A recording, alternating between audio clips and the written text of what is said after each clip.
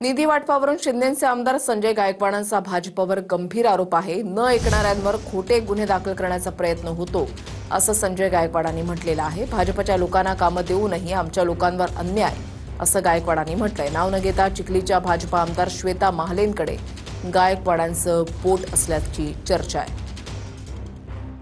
माझं असं स्पष्ट मत आहे, कोणाला पटो की ना पटो, पण सगळ्या जिल्ह्यामध्ये जिथे जिथे शिवसेनेचा आमदार आहे त्यांनी भाजपच्या लोकांना कामं दिली पाहिजे।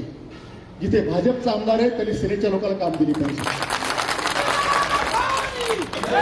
जर माझ्या शहरात मी भाजपच्या लोकांना 150 कोटी रुपयाची कामं दिली तर माझ्या चिखलीतल्या कार्यकर्त्यांना ती कामं का दिली जात नाही, इतर ठिकाणी का दिली जात नाही?